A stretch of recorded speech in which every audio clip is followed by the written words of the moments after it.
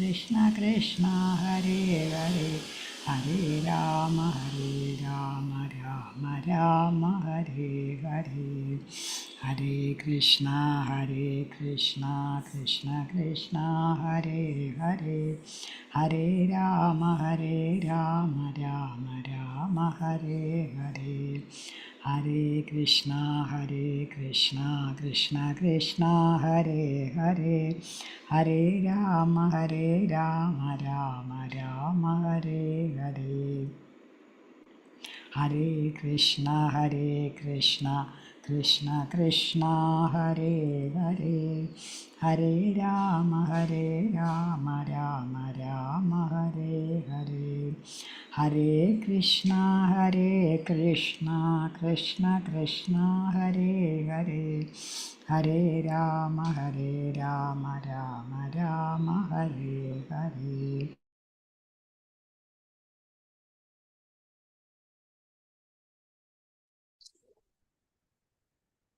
हरे कृष्णा।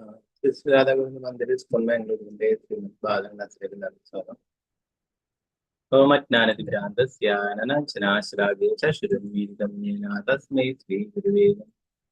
श्रीचैतन्यमनोभीष्टं स्थापितं येन भूतले स्वयं रूपकथामह्यं ददाति सुपदानि वन्देऽहं श्रीगुरुं श्रीयुतापदकमलं श्रीगुरो वैष्णवांश्च श्रीरूपं सकृजातं सगणरघुनाथान्वितं तं सजीवं साद्वैतं सावधूतं परिजनसहितं कृष्णचैतन्यदेव श्रीराधा कृष्णपादां सगणललितां श्रीविशाखान्वितां हे कृष्ण करुणा सिन्धु दीनबन्धु जगत्पते गोपेश गोपिका कान्ता राधाकान्त नमस्तुते तप्त काञ्चन गौरांगी श्रीराधे वृन्दावनेश्वरी वृषभानुसुते देवी प्रणमामि हरिप्रिये वाञ्छाकल्पतरुभ्यश्च कृपा सिन्धुभ्येव च पतितानां पावनेभ्यो वैष्णवेभ्यो नमो पञ्चतत्त्वात्मकं कृष्णं भक्तरूपास्वरूपकं भक्तावतारं भक्ताख्या नमामि भक्तशक्तिकं नित्यानन्दमहं सर्वानन्दकरं परं हरिनामप्रदं देवम् अवधूतशिरोमणि नमो महावदिन्याय कृष्णप्रेमप्रदाय कृष्णाय कृष्णचैतन्य नाम्ने गौरतिषे नमो विष्णुपादाय कृष्णपृष्ठाय भूतले श्रीमदे भक्तिवेदान्त स्वामिन्निधि नामिनि नमस्ते सारस्वते देवे गौरवाणि प्रचारिणि निर्विशेषा शून्यवादी पाश्चात्य देशधारिणे जय श्री कृष्णा चैतन्य प्रभु नित्यानंद श्री अद्वैत गदाधर श्रीवासादि गौरभक्तवृंद हरे कृष्णा कृष्ण कृष्ण हरे हरे हरे राम राम राम हरे हरे गुरुवे गौरचंद्राय राधिकाय तदालये कृष्णाय कृष्णभक्ताय तद्भक्ताय नमः। श्रील प्रभुपाद की जय। गुरु महाराज की जय। निताय गौर प्रेमानंदे हरे हरे कृष्ण। पदेक बंधु मत्संगिन मद्गुरु मन्महादना नन्निष्ठारगमद्भाग्या मदानन्दा नमोस्तुते। ഗ്രന്ഥരായ ശ്രീമദ്ഭാഗവതം സപ്തമസ്കന്ധം 6-ാം അധ്യായം ശ്ലോകം 10.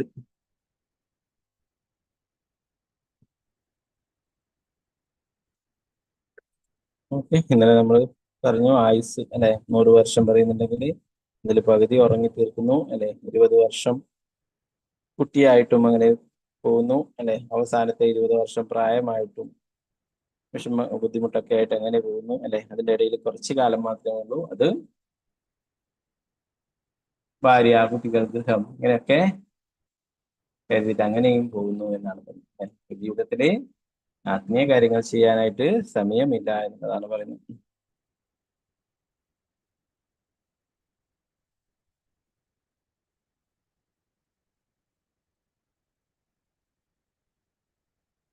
ഓക്കെ, 10-ാമത്തെ ശ്ലോകം.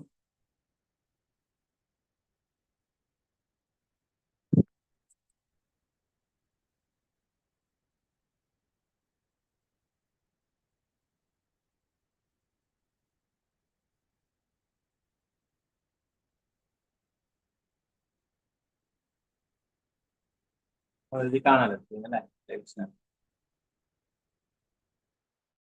കാണാം കൃഷ്ണ.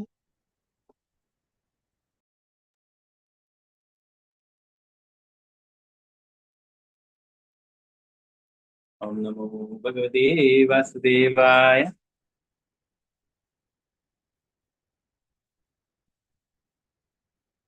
को अन्नर्थ तृष्णां विसृजेत् प्राणेभ्यो ईप्सितः यं क्रीणात्यसुभिः प्रेष्टस्तस्करस्य भगोवणि.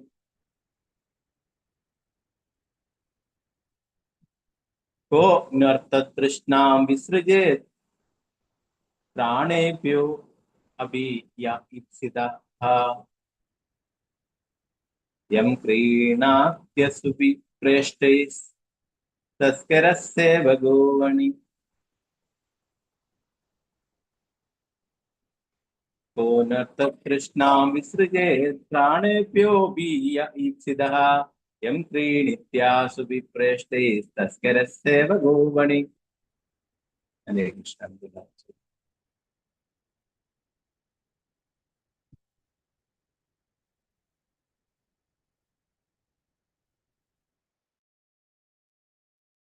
ओम नमो भगवते वासुदेवाय.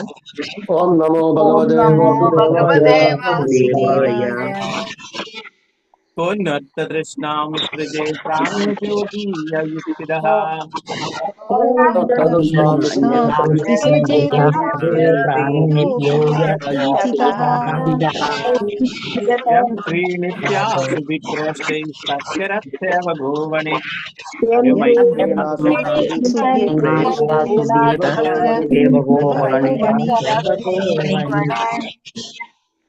को नर्त तृष्णां विसृजेत् प्राणेभ्योऽपि ईप्सितः यं तृष्णां विसृजेत् यं क्रीणित्यासुभिः प्रेष्टस्तस्करस्य भगोवणि. यं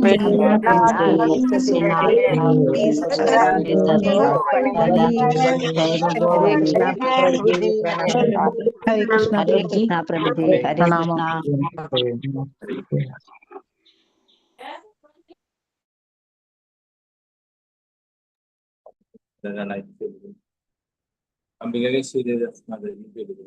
हरे कृष्णा प्रभु जी। ओम नमो भगवते वासुदेवाय। को अनर्थ तृष्णां विसृजेत् प्राणेभ्योऽपि य ईप्सितः यं क्रीणात्यसुभिः प्रेष्टैस्तस्करस्येवको वणिकः। हरे कृष्ण प्रभु जी। हरे कृष्ण. हरिजनार माता जी जो हरे कृष्ण. हरे कृष्णा प्रभु जी। हरे कृष्णा। हरे ओम नमो भगवते वासुदेवाय। को नर्त तृष्णा विसृज प्राणेभ्यः ईप्सितः यं क्रीणात्य सुविप्रेष्टे तस्कर सेवको वणि। हरे कृष्णा प्रभु जी। हरे कृष्ण.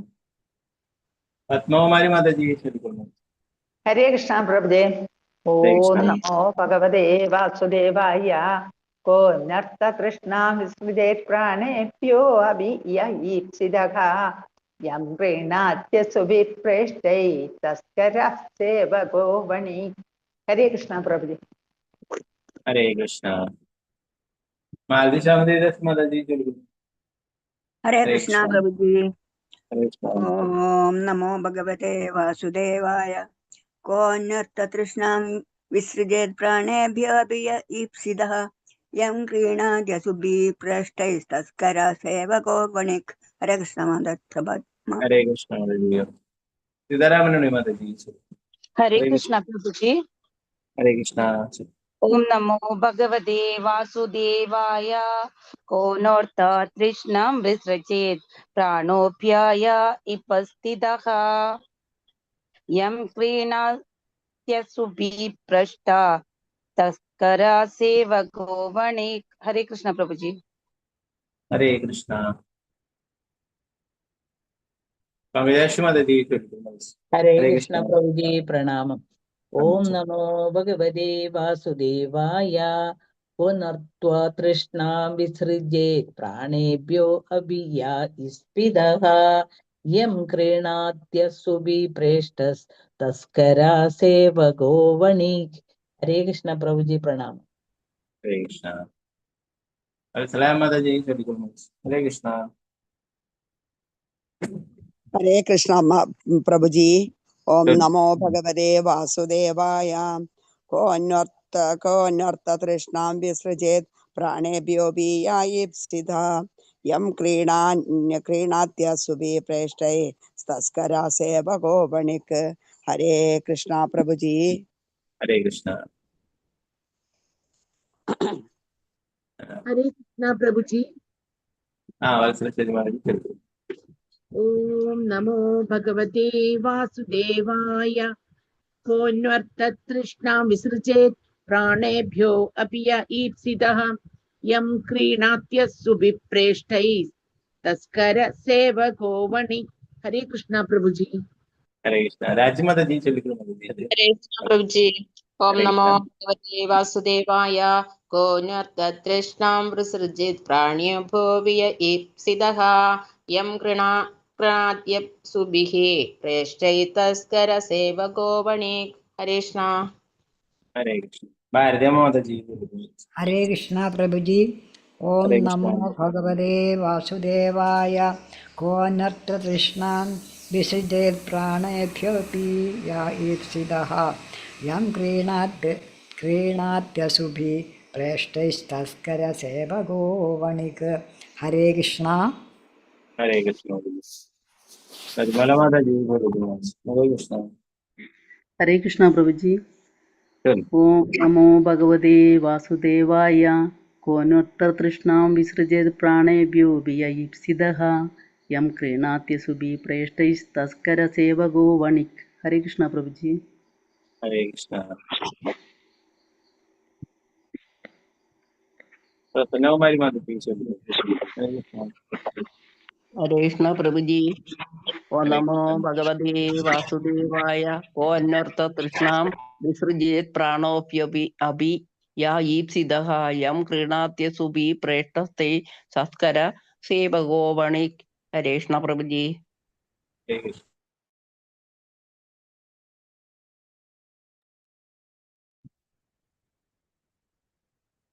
संध्या माता जी हरे कृष्णा। हरे कृष्णा प्रभु जी। चलिए। ओम नमो भगवते वासुदेवाय। कोऽन्वर्ततृष्णां विसृजेत् प्राणेभ्यो य ईप्सितः यं क्रीणात्य सुभिः प्रेष्टैस्तस्कर सेवको वणिक्। हरे कृष्णा प्रभु जी। हरे कृष्णा। रामेंद्र प्रभु हरे कृष्ण प्रभु। हरे कृष्ण प्रभु जी। ओम हरे नमो कृष्णा। भगवते वासुदेवाय। कोऽन्वर्थ तृष्णां विसृजेत् प्राणेभ्यो ईप्सितः यं क्रीणात्य सुविप्रष्टैस्तस्कर सेवको वणिक्। हरे कृष्ण प्रभु जी। हरे कृष्णा। सावित्री श्री माता जी हरे हरे कृष्ण प्रभु कृष्णा। जी प्रणाम प्रभु हरे जी। कृष्णा। प्रणाम करिए। ओम नमो भगवते वासुदेवाय। को नर्थ कृष्णां विसृजत् प्राणेभ्यो ईप्सितः यं क्रीणादि असुभिः प्रेष्टे तस्कर सेवको वणिक्। हरे कृष्ण प्रभु जी। हरे कृष्णा। माता मंगला देवी माता जी हरे हरे कृष्णा। कृष्ण प्रभु जी प्रणाम। ओम नमो नमस्ते। भगवते वासुदेवाय। कोऽन्यर्थ तृष्णां विसृजेत् प्राणेभ्यो ईप्सितः यं क्रीणात्य सुभिः प्रेष्टैस्तस्करः सेवको वणिक्। थैंक यू प्रभु। हरे कृष्ण। हरे कृष्णा। सुमित्रा शांतिपुर देवी माता जी हरे कृष्ण प्रभु जी प्रणाम प्रभु जी। हरे कृष्ण। ओम नमो भगवते वासुदेवाय। कोऽनर्थतृष्णां विसर्जे प्राणेभ्यो वियवीस्विदः यं क्रीडत्यासुभिः प्रेष्टितस्तस्कर सेवको वणिक्। हरे कृष्ण प्रभु जी। हरे कृष्णा। शांता देवी माता जी हरे कृष्णा। हरे कृष्ण प्रभु जी। ओम नमो भगवते वासुदेवाय। ओनत्यतृष्णां स्ते प्राणेभ्य अभियायीप्सिता यं कृणात्य सुभिः प्रेष्टैस्तस्करा सेवको वणिक्। हरे कृष्ण प्रभु जी।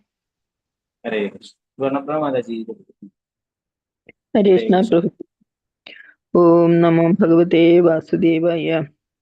कोऽन्यर्थतृष्णां विसृजेत् प्राणेभ्योऽपि य ईप्सितः यं क्रीणात्यसुभिः प्रेष्टैस्तस्करः सेवको वणिक्. हरे कृष्ण प्रभुजी. ഹരേ കൃഷ്ണ. ഒക്കെ മറ്റുള്ളവർക്ക് അടുത്ത് വരുന്നു.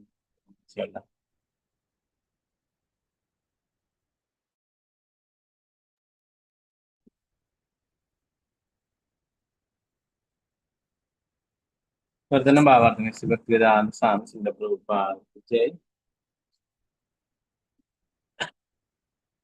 ധനം അത്രക്ക് പ്രിയങ്കരമായതിനാൽ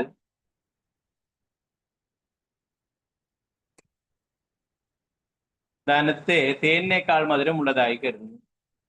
അതുകൊണ്ട് ധനം സമ്പാദിക്കുവാനുള്ള ആഗ്രഹം ആർക്കാണ് ഉപേക്ഷിക്കുവാൻ കഴിയുക? പ്രത്യേകിച്ചും ഗൃഹസ്ഥ ജീവിതത്തിൽ കള്ളന്മാരും സൈനികരും കച്ചവടക്കാരും സ്വജീവൻ പോലും അപകടപ്പെടുത്തി പണം നേടാൻ ശ്രമിക്കുന്നു.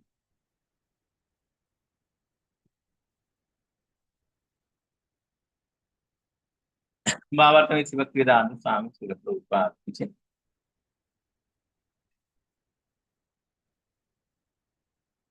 ധനം പ്രാണനേക്കാൾ പ്രിയപ്പെട്ടതാകുന്നത് എങ്ങനെയെന്ന് ഈ ശ്ലോകത്തിൽ വിവരിച്ചിരിക്കുന്നു. മോഷ്ടാക്കൾ ഒരു ധനികന്റെ ഭവനത്തിൽ മോഷ്ടിക്കാൻ കയറുന്നത് ജീവൻ പണയപ്പെടുത്തിയാണ്. കണ്ടുപിടിക്കപ്പെട്ടാൽ അവർ തോക്കിനാലോ കാവൽ നായ്ക്കളാലോ കൊല്ലപ്പെട്ടേക്കാം. എന്നിട്ടും അവർ കൊള്ളയടിക്കുവാൻ ശ്രമിക്കുന്നു. എന്തുകൊണ്ടാണ് അവർ ജീവൻ കൊണ്ട് സാഹസികത നടത്തുന്നത്? കുറെ ധനം കിട്ടുന്നതിന് മാത്രം. അതുപോലെ പട്ടാളത്തിലേക്ക് തിരഞ്ഞെടുക്കപ്പെടുന്ന ഒരു സൈനികനും പണത്തിന് വേണ്ടി മാത്രമാണ് യുദ്ധഭൂമിയിൽ മരണം മുന്നിൽ കണ്ടുകൊണ്ട് സൈനികന്റെ ജോലി ചെയ്യുന്നു. അതുപോലെ വ്യാപാരികളും കച്ചവടത്തിന്റെ ആവശ്യങ്ങൾക്കായി ഒരു രാജ്യത്തിൽ നിന്നും മറ്റൊരു രാജ്യത്തേക്ക് വഞ്ചിയിലും മറ്റും സഞ്ചരിക്കുന്ന ജീവൻ പണയപ്പെടുത്തിയാണ്. ചിലപ്പോൾ അവർ അമൂല്യങ്ങളായ മുത്തുകളും പവിഴങ്ങളും മറ്റും ശേഖരിക്കാൻ കടലിൽ മുങ്ങുന്നു. അപ്രകാരം പണം തേനിനേക്കാൾ മധുരമുള്ളതാണെന്ന് പ്രായോഗികമായി തെളിയിക്കപ്പെടുകയും എല്ലാവരും അംഗീകരിക്കുകയും ചെയ്യുന്നു. ഒരുവൻ പണത്തിന് വേണ്ടി എന്ത് സാഹസവും ചെയ്യും. പ്രത്യേകിച്ചും ഗൃഹസ്ഥ ജീവിതത്തോട് അമിതാസക്തിയുള്ള ധനികർ പണ്ട് തീർച്ചയായും ഉന്നത ജാതിയിൽപ്പെട്ടവരെ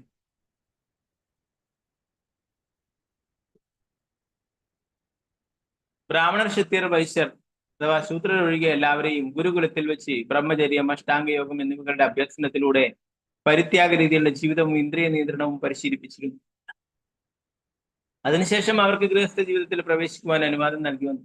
പരിണിതഫലമായി ധാരാളം മഹാരാജാക്കന്മാരും ചക്രവർത്തിമാരും ഗൃഹസ്ഥ ജീവിതം ഉപേക്ഷിച്ച സംഭവങ്ങളുമുണ്ട്. അവർ അങ്ങേയറ്റം ഐശ്വര്യമുള്ളവരും തങ്ങളുടെ സാമ്രാജ്യങ്ങളുടെ യജമാനന്മാരുമായിരുന്നിട്ടും നേരത്തെ ബ്രഹ്മചാരികളായി പരിശീലിച്ചിരുന്നതിനാൽ അവർക്ക് അവരുടെ സകല സമ്പത്തുകളും ഉപേക്ഷിക്കുവാൻ കഴിയും. പ്രഹ്ലാദ് മഹാരാജാവിന്റെ ഉപദേശം അതിനാൽ വളരെ ഉചിതമാണ്. ധർമാൻ ഭാഗവതാനിഹ ദുർലഭം മാനുഷം ജന്മ തദതി അധ്രുവമർത്ഥതം. പര്യാപ്തമായ ബുദ്ധിയുള്ള ഒരുവൻ മനുഷ്യ ശരീരം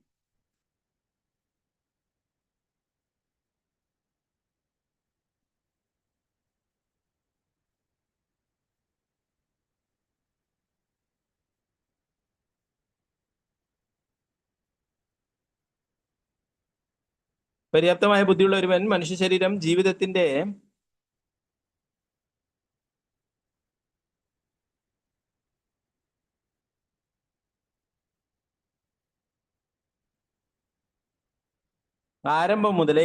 ജീവിതത്തിന്റെ ആരംഭം മുതലേ മറ്റു വാക്കുകളിൽ ശൈശവത്തിന്റെ ഇളം പ്രായം മുതലേ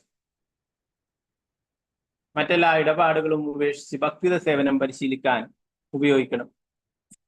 ദുർലഭമായ മനുഷ്യ ശരീരം മറ്റ് ശരീരങ്ങളെ പോലെ നശ്വരമാണെങ്കിലും അർത്ഥപൂർണമാണ്. കാരണം മനുഷ്യ ജീവിതത്തിൽ ഒരുവന് ഭക്തിത സേവനം നിർവഹിക്കുവാൻ കഴിയുന്നു. വളരെ ചെറിയ അളവിലുള്ള ഭക്തിത സേവനം പോലും ഒരുവനെ പരിപൂർണനാക്കുന്നു. മനുഷ്യ സമൂഹം ഈ ഉപദേശം പ്രയോജനപ്പെടുന്നു. പ്രഹ്ലാദ് മഹാരാജാവ് പറഞ്ഞ വാക്കുകൾ വീണ്ടും വീണ്ടും പ്രഭുപാദരിയുടെ നമ്മളെ ഓർമ്മിപ്പിക്കുകയാണ് പറഞ്ഞത്. നമുക്ക് പിന്നീട് അടുത്ത ശ്ലോകങ്ങൾ നോക്കാം. 11, 12, 13 ശ്ലോകങ്ങൾ ഒരുമിച്ചാണ്.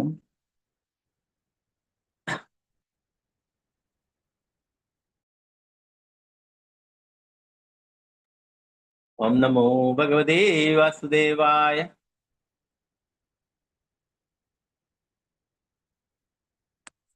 കഥം പ്രിയായാനുഗംവിദായ സംഗം രഹസ്യം ദുശിരാംശമന്ത്രാൻ സുഹൃത്സു തത്സ്നേഹസിതാ ശിശൂനാം കളാശരാണാമനുരക്തചിത്തഃ പുത്രാൻ സ്മരംസ്താ ഹൃദയ പ്രാതുർസ്വസുർവാ പിതരൗ ച ദീനോ ഗൃഹാൻ മനോജ്ഞാരുപരിച്ഛദാംശഃ.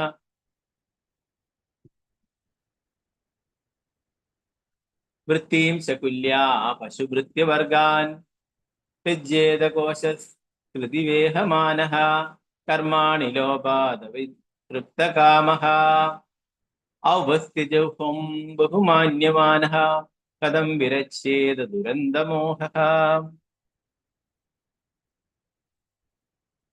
കഥം പ്രിയായ അനുകമ്പിതായ സംഗം രഹസ്യം രുചിരാംശമന്ത്രാൻ സുഹൃത്സു തത്സ്നേഹസ്യ ശിശൂനാം കളാശരാണാമനുരക്തചിത്തഃ പുത്രാൻ സ്മരന്ത ദുഹിദുർഹൃദയ പ്രാതുർസ്വസുർവാ പിതരൗ ച ദീനോ ഗൃഹാൻ മനോജ്ഞാരുപരിച്ഛദാംശഃ. വൃത്തിം ശകുല്യാ പശുഭൃത്യവർഗാൻ ത്യജേതകോശസ്കൃതിവേഹമാനഃ കർമാണി ലോപാദവിതൃപ്തികാമഃ ഔപസ്ഥ്യജഹ്വം ബഹുമന്യമാനഃ കഥം വിരച്ഛേദ ദുരന്തമോഹഃ. ഓക്കെ, ഇതൊരു കുറച്ച് വലിയ ശ്ലോകമാണ്. ഓക്കെ, അടുത്ത ശ്ലോകം മറ്റുള്ളവർക്ക് ചൊല്ലാം. എന്നാല് ഓക്കെ, കുറെ സമയം വേണ്ടി വരും, അതുകൊണ്ടാണ് 3 ശ്ലോകങ്ങൾ ഒരുമിച്ചാണ്. വിവർത്തനം നോക്കിയിട്ട് പെട്ടെന്ന് മറ്റൊരു ശ്ലോകം ചൊല്ലാം മറ്റുള്ളവർ. ഓക്കെ. സ്വന്തം കുടുംബത്തോട് അങ്ങേയറ്റം സ്നേഹമുള്ള ഒരു വ്യക്തിക്ക്, കുടുംബാംഗങ്ങളുടെ ചിത്രങ്ങൾ എപ്പോഴും ഹൃദയത്തിൽ നിറച്ചു നടക്കുന്ന ഒരു വ്യക്തിക്ക് അവരുടെ സഹവാസം ഉപേക്ഷിക്കുവാൻ എങ്ങനെ കഴിയും? പ്രത്യേകിച്ചും ഒരു പത്നി അനുകമ്പയുള്ളവളും ഭർത്താവിനെ ഏകാന്തതയിൽ സന്തോഷിപ്പിക്കുന്നവളുമാണ്. പ്രിയങ്കരിയായ അത്തരം ഒരു പത്നിയുടെ സഹവാസം ഉപേക്ഷിക്കുവാൻ ആർക്കാണ് കഴിയുക? ശിശുക്കൾ എപ്പോഴും മധുരസ്വരത്തിൽ കൊഞ്ചൽ മൊഴികൾ പറഞ്ഞുകൊണ്ടിരിക്കും. അവരുടെ വാത്സല്യമുള്ള പിതാക്കന്മാർ എപ്പോഴും ആ മധുര വാക്കുകൾ ഓർക്കുന്നു. അവർക്ക് എങ്ങനെ ആ സഹവാസം ഒഴിവാക്കാൻ കഴിയും? പ്രായം ചെന്ന മാതാപിതാക്കളും പുത്രന്മാരും പുത്രിമാരും വളരെ പ്രിയങ്കരായിരിക്കും. പിതാവിന് പുത്രി പ്രത്യേകിച്ചും വളരെ പ്രിയപ്പെട്ടവളായിരിക്കും. അവൾ വിവാഹിതയായി ഭർത്തൃഗൃഹത്തിൽ കഴിയുമ്പോഴും പിതാവിന്റെ മനസ്സിൽ സദാ ഉണ്ടായിരിക്കും. അത്തരമൊരു പുത്രിയോടുള്ള സമ്പർക്കം ഉപേക്ഷിക്കുവാൻ പിതാവിന് എങ്ങനെ സാധിക്കും? ഇതിനൊക്കെ പുറമെ ഗൃഹത്തിൽ ധാരാളം ആഡംബര വസ്തുക്കളും വീട്ടുപകരണങ്ങളും വളർത്തുമൃഗങ്ങളും വൃത്യന്മാരും ഉണ്ടാകും. ആ സുഖങ്ങൾ ഉപേക്ഷിക്കുവാൻ ആർക്കാണ് കഴിയുക? സ്വശരീരത്തിൽ നിന്നുണ്ടാകുന്ന നൂൽ കൊണ്ട് കൊക്കൂൺ നിർമ്മിച്ച് ഒരിക്കലും പുറത്തു വരാൻ കഴിയാത്ത വിധം അതിനുള്ളിൽ തടവിലാക്കുന്ന ഒരു പട്ടുനൂൽ പുഴുവിനെ പോലെയാണ് വാസ്തവത്തിൽ കുടുംബജീവിതത്തോട് ആസക്തനായ ഗൃഹസ്ഥൻ. 2 പ്രധാനപ്പെട്ട ഇന്ദ്രിയങ്ങളുടെ ജനനേന്ദ്രിയവും നാക്കും സംതൃപ്തിക്ക് വേണ്ടി മാത്രം ഒരുവൻ ഭൗതികാവസ്ഥകളാൽ ബന്ധനസ്ഥനാകുന്നു. അവൻ എങ്ങനെ രക്ഷപ്പെടാൻ കഴിയും? ഭക്തിവേദാന്ത സ്വാമി ശ്രീല പ്രഭുപാദ. കുടുംബകാര്യങ്ങളിൽ ആ ജീവിതത്തോടുള്ള ആകർഷണം വർദ്ധിപ്പിക്കുന്ന സുന്ദരിയും ഹൃദയമായ ഒരു പത്നിയാണ് പ്രഥമ ആകർഷണം. ഭാര്യയെ പ്രധാനമായും 2 ഇന്ദ്രിയങ്ങളാൽ ജനനേന്ദ്രിയവും നാക്കും ആസ്വദിക്കുന്നു. ഭാര്യ വളരെ മധുരമായി സംസാരിക്കും. ഇത് തീർച്ചയായും ഒരു ആകർഷണമാണ്. കൂടാതെ അവൾ നാക്കിനെ സംതൃപ്തിപ്പെടുത്തുവാൻ വളരെ രുചികരമായ ഭക്ഷണങ്ങൾ പാചകം ചെയ്യുന്നു. അങ്ങനെ ആഹാരത്തിലൂടെ നാക്ക് സംതൃപ്തമായി കഴിയുമ്പോൾ മറ്റിന്ദ്രിയങ്ങളും പ്രത്യേകിച്ച് ജനനേന്ദ്രിയം കൂടുതൽ ശക്തി പ്രാപിക്കുന്നു. ഗൃഹസ്ഥ ജീവിതം എന്നാൽ ലൈംഗിക ജീവിതം എന്നാണ് അർത്ഥം. അഥവാ എൻ മൈഥുനാദി ഗൃഹമേതി സുഖം ഹി തുച്ഛം. ഇതിനെ പ്രോത്സാഹനം നൽകുന്നത് നാക്കാണ്. പിന്നീട് കുട്ടികൾ ഉണ്ടാകുന്നു. ഒരു കുട്ടിയുടെ കൊഞ്ചൽ മൊഴികൾ സന്തോഷം നൽകുന്നു. കുട്ടികൾ വളർന്നു കഴിയുമ്പോൾ അവരുടെ വിദ്യാഭ്യാസ വിവാഹ കാര്യങ്ങളിൽ മുഴുകുന്നു. ഒപ്പം തന്റെ വൃദ്ധരായ മാതാപിതാക്കളുടെ കാര്യങ്ങൾ ശ്രദ്ധിക്കണം. സഹോദരി സഹോദരന്മാരുടെ കാര്യങ്ങളും സാമൂഹിക കാര്യങ്ങളും ശ്രദ്ധിക്കുന്നു. ജീവിതത്തിൽ ഒരു മനുഷ്യൻ ഒരിക്കലും രക്ഷപ്പെടാനോ ഉപേക്ഷിക്കുവാനോ കഴിയാത്ത വിധം ഗൃഹസ്ഥ ജീവിതത്തിൽ കൂടുതൽ ബന്ധിതനാകുന്നു. അപ്രകാരം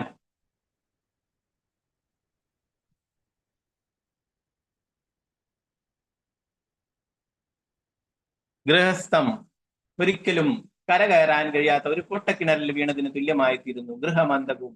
അങ്ങനെയുള്ള ഒരു മനുഷ്യനെ ആധ്യാത്മിക ഉപദേശങ്ങളുടെ ശക്തമായ പാശത്താൽ പതിതാത്മാക്കളെ കരകയറ്റുന്ന ശക്തനായ ഒരു വ്യക്തിയുടെ ആധ്യാത്മിക ഗുരുവിന്റെ സഹായമില്ലാതെ അന്ധകൂപത്തിൽ നിന്നും കരകയറാനാവില്ല. പതീതനായ വ്യക്തി ഈ പാശത്തിന്റെ പ്രയോജനം തേടണം. അപ്പോൾ ആധ്യാത്മിക ഗുരു അല്ലെങ്കിൽ ഭഗവാൻ കൃഷ്ണൻ അവനെ അന്ധകൂപത്തിൽ നിന്നും പുറത്തു കൊണ്ടുവരും. പ്രഭുപാദ് ജയ്. 14ാമത്തെ ശ്ലോകം.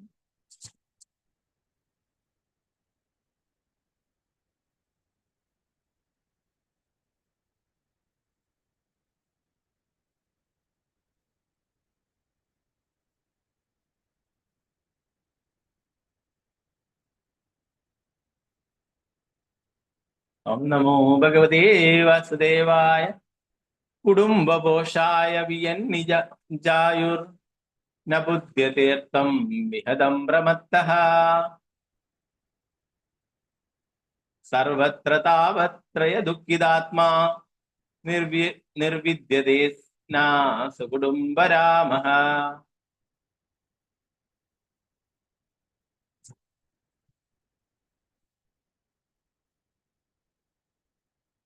കുടുംബപോഷായ വിയൻ നിജായുർ ന ബുദ്ധ്യതേർത്ഥം വിഹദം പ്രമത്തഃ സർവത്ര താപത്രയ ദുഃഖിതാത്മാ നിർവിദ്യതേന സകുടുംബരാമഃ. ഹരേ കൃഷ്ണ. നേരത്തെ ചൊല്ലാൻ ബാക്കി ഗീതാസി മാതാജി ചൊല്ലിക്കൊള്ളു. ഹരേ കൃഷ്ണ. ഹരേ കൃഷ്ണ പ്രഭുജി.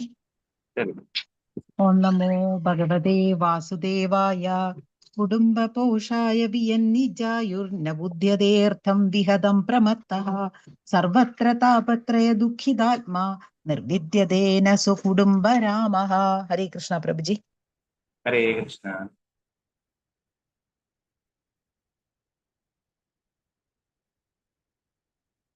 രത്നശിശുധരൻ മാതാജി. ഹരേ കൃഷ്ണ.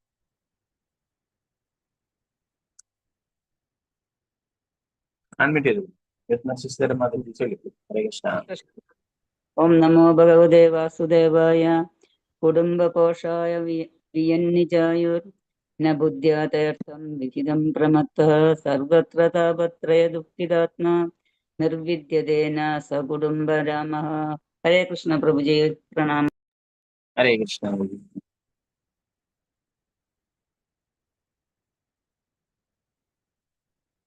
പ്രതി മാതാജി ചൊല്ലിക്കൊള്ളു. ഹരേ കൃഷ്ണ. ഹരേ കൃഷ്ണ പ്രഭുജി. ഹരേ കൃഷ്ണ.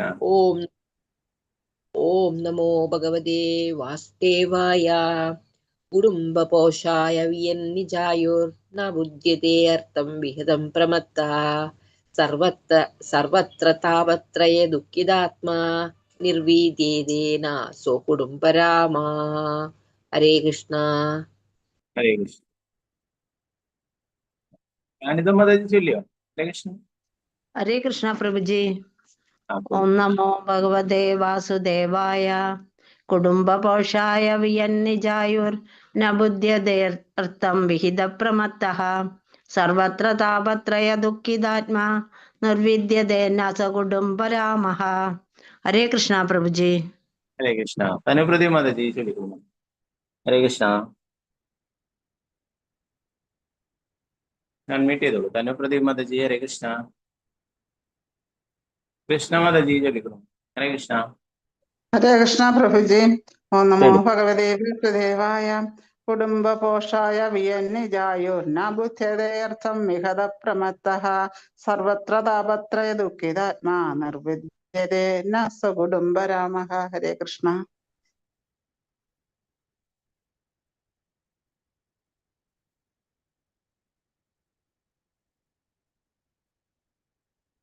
ഹരേ കൃഷ്ണ. വിജയശ്രീ മാതാജി ചൊല്ലിക്കൊള്ളു. ഹരേ കൃഷ്ണ. ഹരേ കൃഷ്ണ പ്രഭുജി. പ്രണാമം. പ്രണാമം. ഓം നമോ ഭഗവതേ വാസുദേവായ കുടുംബപോഷായ വിയന്നിജായുർ ന ബുദ്ധ്യതേ അർത്ഥം വിഹിതം പ്രമത്തഃ സർവത്ര താപത്രയ ദുഃഖിതാത്മാ നിർവിദ്യതേന സ്വകുടുംബരാമഃ. ഹരേ കൃഷ്ണ പ്രഭുജി. പ്രണാമം. ഹരേ കൃഷ്ണ. മഹിമാതാജി ചൊല്ലിക്കൊള്ളു. ഹരേ കൃഷ്ണ. ഓം നമോ ഭഗവതേ വാസുദേവായ കുടുംബപോഷായ വിയന്നിജായുർ ന ബുദ്ധ്യതേർത്ഥം വിഹദം പ്രമത്തഃ സർവത്ര താപത്രയ ദുഃഖിതാത്മാ നിർവിദ്യതേന സ്വകുടുംബരാമാഹ. ഹരേ കൃഷ്ണ പ്രഭുജി. ഹരേ കൃഷ്ണ. ധനപ്രതി മാതാജി ചൊല്ലാൻ പറ്റുമ്പോൾ ചൊല്ലിക്കൊള്ളൂ. അൺമ്യൂട്ട് ഓപ്ഷൻ കൊടുത്തിട്ടുണ്ട് മാതാജി. ഗീതാട്ടി മാതാജി ചൊല്ലിക്കോളൂ. ഹരേ കൃഷ്ണ. ഹരേ കൃഷ്ണ പ്രഭുജി. പ്രണാമം പ്രഭുജി. പ്രണാം ചൊല്ലു. ഓം നമോ ഭഗവതേ വാസുദേവായ കുടുംബപോഷായ വിയന്നിജായ ന ബുദ്ധ്യതേർത്ഥം വിഹതം പ്രമത്തഃ സർവത്ര താപത്രയ ദുഃഖിതാത്മാ നിർവിദ്യതേ ന സ കുടുംബരാമഃ. ഹരേ കൃഷ്ണ. ഹരേ കൃഷ്ണ മാതാജി. ധനപ്രതി മാതാജി ചൊല്ലാൻ പറ്റും ചൊല്ലിക്കോളൂ. ശ്രീജോജി മാതാജി ഹരേ കൃഷ്ണ. ഹരേ കൃഷ്ണ പ്രഭുജി. ഓം നമോ ഭഗവതേ വാസുദേവായ കുടുംബപോഷായ വിയന്നിജായുർന ബുദ്ധ്യതീർത്ഥം വിഗതം പ്രമത്തഃ സർവത്ര താപത്രയ ദുഃഖിതാത്മാ നിർവിദ്യതേന സുകുടുംബരാമഃ. ഹരേ കൃഷ്ണ പ്രഭുജി. ഹരേ കൃഷ്ണ.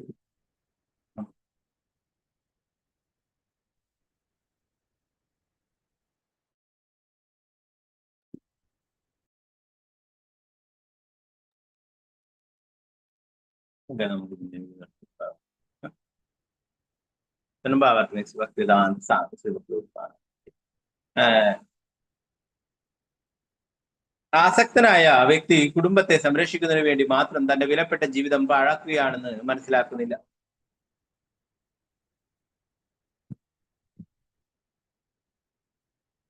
മനുഷ്യ ജീവിതത്തിന്റെ ലക്ഷ്യവും പരമസത്യത്തെ സാക്ഷാത്കരിക്കാൻ അനുയോജ്യമായ ജീവിതം താൻ വൃഥാ നശിപ്പിക്കുകയാണെന്ന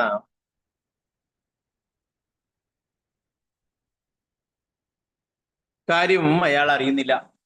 എന്നാൽ തന്റെ തെറ്റായ നിർവഹണത്താൽ നിസ്സാര വസ്തുക്കൾ പോലും നഷ്ടപ്പെടുന്നില്ലെന്ന് ഉറപ്പാക്കാൻ വളരെ ബുദ്ധിപൂർവ്വം ശ്രദ്ധിക്കുന്നു.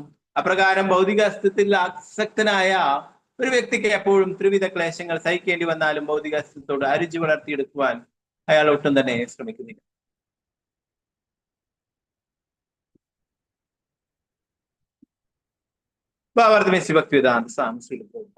വിഡ്ഢിയായ ഒരു മനുഷ്യജന്മത്തിന്റെ മൂല്യങ്ങളോ കുടുംബങ്ങളെ പരിപാലിക്കുന്നതിന് വേണ്ടി തന്റെ വിലപ്പെട്ട ജീവിതം എങ്ങനെ പാഴാക്കുന്നുവെന്നോ മനസ്സിലാക്കുന്നില്ല. പണത്തിന്റെ കണക്കുകൾ കൈകാര്യം ചെയ്യുന്നതിൽ വിദഗ്ധനാണെങ്കിലും വിഡ്ഢിയായതിനാൽ ഭൗതികമായി നോക്കിയാൽ പോലും താൻ എത്രമാത്രം ധനമാണ് നഷ്ടപ്പെടുത്തിക്കൊണ്ടിരിക്കുന്നതെന്ന് അയാൾ അറിയുന്നില്ല. കോടിക്കണക്കിന് ഡോളറുകൾ പോലും വിലപ്പെട്ട ജീവിതത്തിന് ഒരു നിമിഷത്തിന് തുല്യമാവില്ലെന്ന് ഇത് സംബന്ധിച്ച് ചാണക്യ പണ്ഡിതൻ പറയുന്നു. വിഡ്ഢിയായ ഒരു വ്യക്തി സാമ്പത്തികമായി കണക്കാക്കിയാൽ പോലും എത്രയധികമാണ് തനിക്ക് നഷ്ടപ്പെടുന്നതെന്ന് മനസ്സിലാക്കാതെ തന്റെ വിലപ്പെട്ട ജീവിതം പാഴാക്കി കളയുന്നു. ഭൗതികവാദിയായ ഒരു വ്യക്തി കണക്കുകൾ കൂട്ടുന്നതിലും വ്യാപാരം ചെയ്യുന്നതിലുമൊക്കെ സമർത്ഥനാണെങ്കിലും അജ്ഞത മൂലം താൻ തന്റെ വിലപ്പെട്ട ജീവിതം പാഴാക്കുകയാണെന്ന് അറിയുന്നില്ല. അത്തരമൊരു വ്യക്തി ഭൗതികമായ ജീവിതം മൂലം നിരന്തരം ത്രിവിധ ക്ലേശങ്ങൾ സഹിച്ചിട്ടും അതിനെ പരിഹാരം കാണുന്നതിനുള്ള വിവേകമില്ല. പ്രഭുപാദിപ്പിച്ച്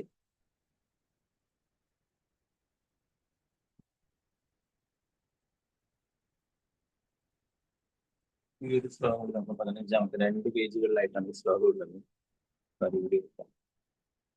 ഓം നമോ ഭഗവതേ വാസുദേവായ വിത്തേഷു നിത്യാഭിനിവിഷ്ടചേതാ വിദ്വാംസദോഷം പരിവിത്തഹർത്തുഃ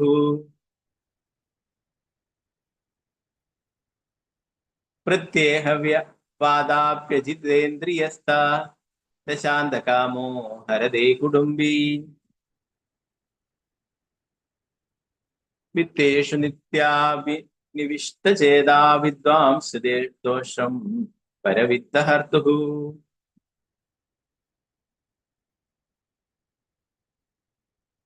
പ്രത്യേഹവാദാപജിതേന്ദ്രിയസ്ഥ ദശാന്തകാമോ ഹരദേ കുടുംബീ.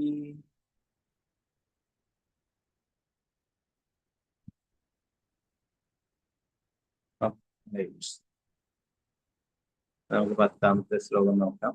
അതിന്റെ ഇടയിൽ 11, 12, 13 ഒരുമിച്ചായതുണ്ട്.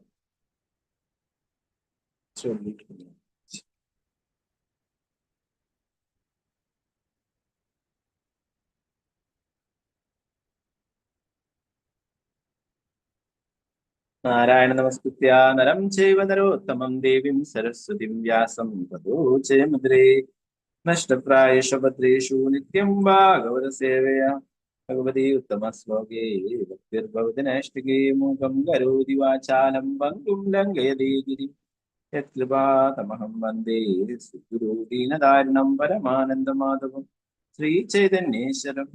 നമോ വിഷ്ണുപാദായ കൃഷ്ണപൃഷ്ഠായ ഭൂതലേ ശ്രീമതേ ഭക്തിവേദാന്ത സ്വാമിനിധി നാമിനി നമസ്തേ സാരസ്വതേ ദേവേ ഗൗരവാണി പ്രചാരിണി നിർവിശേഷ ശൂന്യവാദി ശാന്തിദേശധാരിണി ജയ ശ്രീകൃഷ്ണ ചൈതന്യ പ്രഭു നിത്യാനന്ദ ശ്രീ അദ്വൈത ഗദാധര ശ്രീവാസാദി ഗൗരഭക്തവൃന്ദ.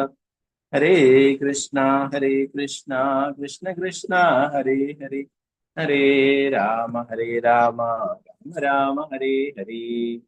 ഗുരുവേ ഗൗരചന്ദ്രായ രാധികായ ദദാലേ കൃഷ്ണായ കൃഷ്ണഭക്തായ തദ്ഭക്തായ നമോ നമഃ.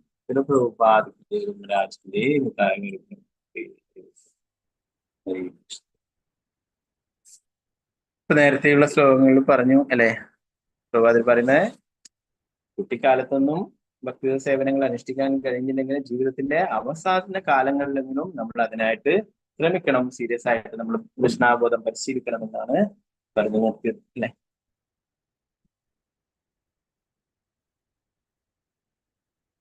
ഇപ്പോ പ്രഹ്ലാദ് മഹാരാജാവ് എന്താ പറയാ, ധനത്തിനോട് അമിതമായിട്ട് ആർത്തിയുള്ളവരെ കുറിച്ചിട്ട് പറയുന്നു അല്ലെ. ഹിരണ്യകശിപു എന്താണ്, എല്ലാവരെയും കീഴടക്കി അല്ലെ, എല്ലാവരെയും ഇന്ദ്രന്റെ സിംഹാസനം കൈയടക്കി എല്ലാം അല്ലെ, എല്ലാവരെയും തന്റെ കാൽ കീഴിലാക്കിയിട്ട് അവരെയൊക്കെ ഭരിക്കുന്നതാണ് അല്ലെ.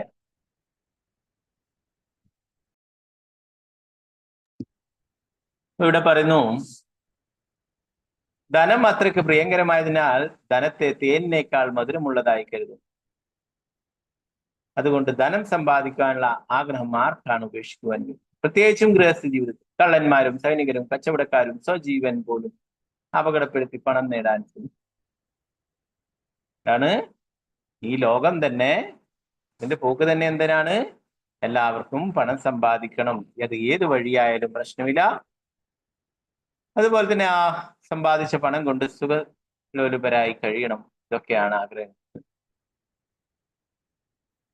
ഇതിനെ പ്രത്യേകിച്ച് പറയേണ്ടതായിട്ട് കലിയുഗത്തില് ഇപ്പോൾ എന്തൊക്കെയാണ് നടക്കുന്നത് അല്ലെ. ഓരോരോ കാര്യങ്ങളും കാരണം കേൾക്കുമ്പോഴും അറിയുമ്പോഴൊക്കെ അത്ഭുതപ്പെടുന്നു. ഇതൊക്കെ ഇവിടെ തന്നെയാണോ നടക്കുന്നത് എന്ന് അല്ലെ. പണത്തിന് വേണ്ടിയിട്ട് ഇതൊക്കെ നടക്കുന്നത് അല്ലെ. അപ്പോ ആൾക്കാർക്ക് എന്ത് തന്നെ ആയാലും എങ്ങനെ ആയാലും ആളെ കൊന്നിട്ടായാലും പണം സമ്പാദിക്കണം. അതുകൊണ്ട് ഭൗതികമായിട്ട് സന്തോഷിച്ച് ജീവിക്കണം. ഇതാണ് ലോകത്തിലെ പൊതുവെയുള്ള ആൾക്കാരുടെ ചിന്താഗതി എന്നാണ് പ്രഹ്ലാദ് മഹാരാജ് അല്ലെ. പ്രത്യേകിച്ചും തന്റെ പിതാവ് ഹിരണ്യകശിപു അല്ലെ, തനിക്ക് വഴങ്ങാത്തവരെയൊക്കെ ഭീഷണിപ്പെടുത്തിയിട്ട് തന്റെ കീഴിലാക്കിയിട്ട് അദ്ദേഹം അങ്ങനെ സുഖിച്ച് ജീവിക്കുന്നതാണ്. ഇവിടെ പറയുന്നു, ധനം തേനിനേക്കാളും മധുരമായിട്ടുള്ളതാണ് ഇങ്ങനെയുള്ളവർ കരുതുന്നത് എന്നത്.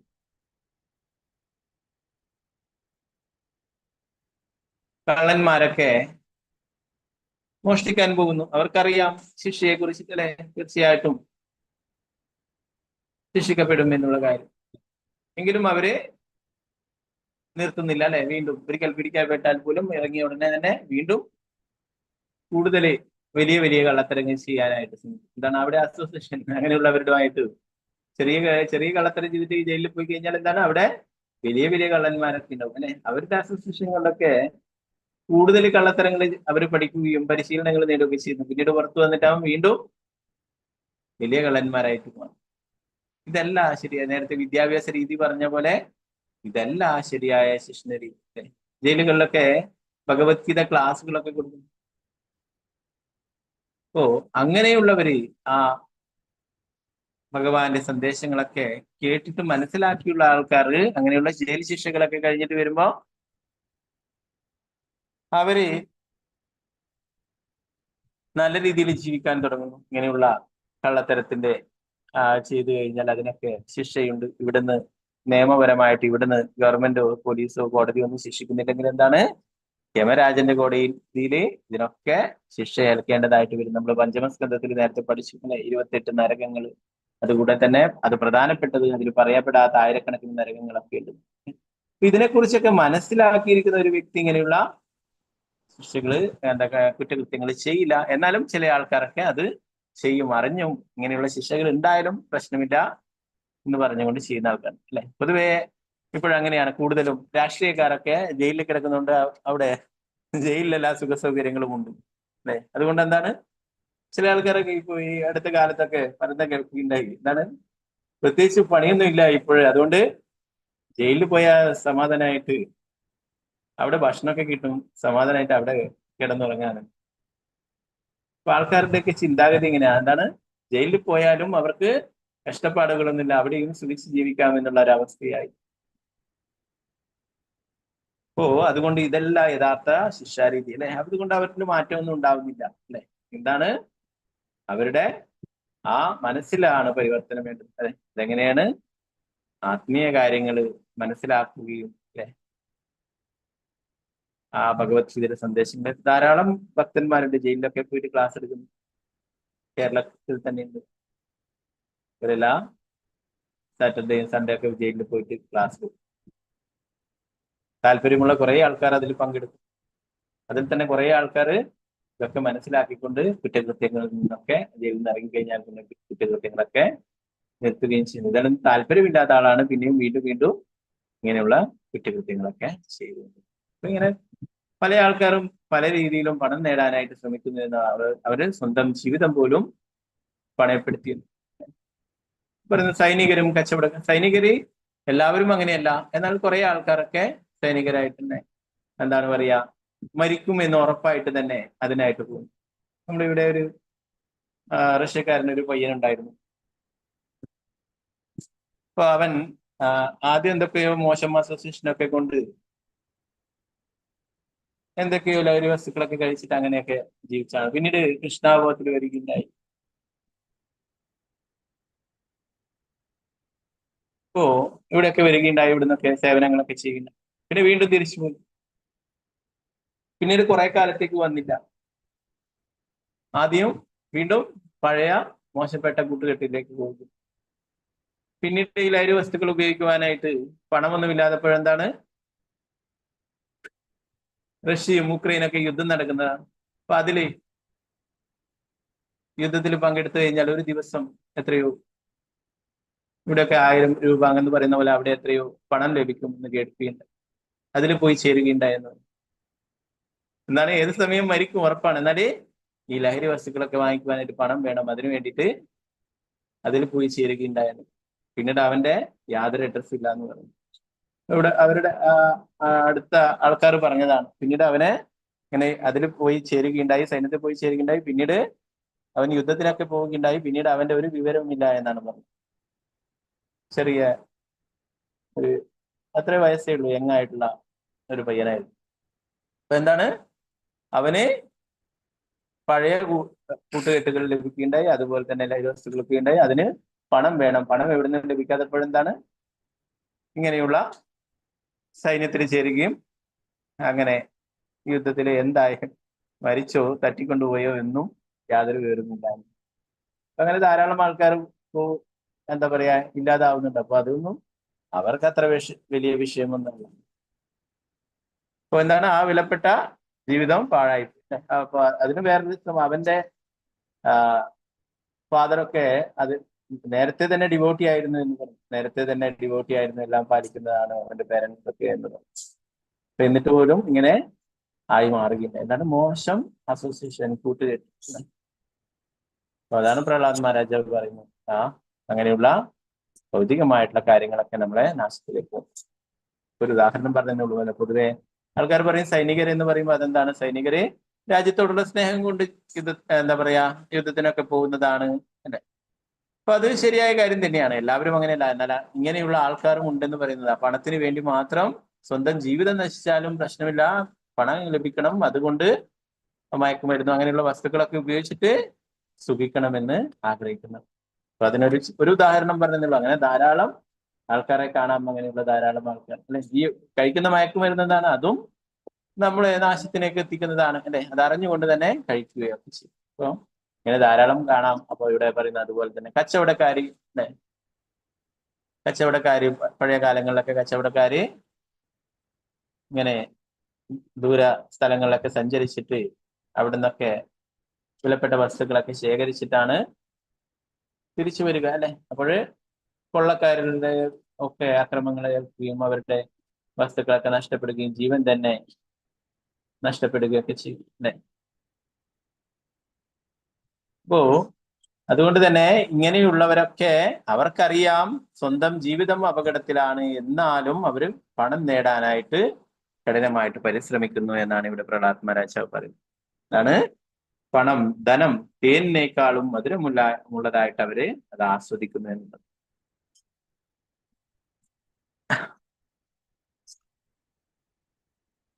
ധനം പ്രാണനേക്കാൾ പ്രിയപ്പെട്ടതാകുന്നത് എങ്ങനെയെന്ന് ഈ ശ്ലോകത്തിൽ വിവരിച്ചിരുന്നു. മോഷ്ടാക്കൾ ഒരു ധനികന്റെ ഭവനത്തിൽ മോഷ്ടിക്കാൻ കയറുന്നത് ജീവൻ പണയപ്പെടുത്തിയാണ്. പിടിക്കപ്പെട്ടാൽ അവർ തോക്കിനാലും കാവൽ നായ്ക്കളാലും കൊല്ലപ്പെട്ടെങ്കിൽ എന്നിട്ടും അവർ കൊള്ളയടിക്കാൻ ശ്രമിക്കുന്നു. എന്തുകൊണ്ടാണ് അവർ ജീവൻ കൊണ്ട് സാഹസികത കാട്ടുന്നത്? കുറെ ധനം കിട്ടുന്നതിന് മാത്രം. അതുപോലെ പട്ടാളത്തിലേക്ക് തെരഞ്ഞെടുക്കപ്പെടുന്ന ഒരു സൈനികനും പണത്തിനു വേണ്ടി മാത്രമാണ് യുദ്ധഭൂമിയിൽ മരണം മുന്നിൽ കണ്ട് സൈനികൻ ചോദിച്ചത്. അതുപോലെ വ്യാപാരികളും കച്ചവടത്തിന്റെ ആവശ്യങ്ങൾക്കായി ഒരു രാജ്യത്തിൽ നിന്നും മറ്റൊരു രാജ്യത്തേക്ക് വഞ്ചിയിലും മറ്റും സഞ്ചരിക്കുന്നത് ജീവൻ പണപ്പെടുത്തിയാണ്. ചിലപ്പോൾ അവർ അമൂല്യങ്ങളായ മുത്തുകളും പവിഴങ്ങളും മറ്റും ശേഖരിക്കാൻ കടലിൽ മുങ്ങുന്നു. അപ്രകാരം പണം തേനിനേക്കാൾ മധുരമുള്ളതാണെന്ന് പ്രായോഗികമായി തെളിയിക്കപ്പെടുകയും എല്ലാവരും അംഗീകരിക്കുകയും ചെയ്യുന്നു.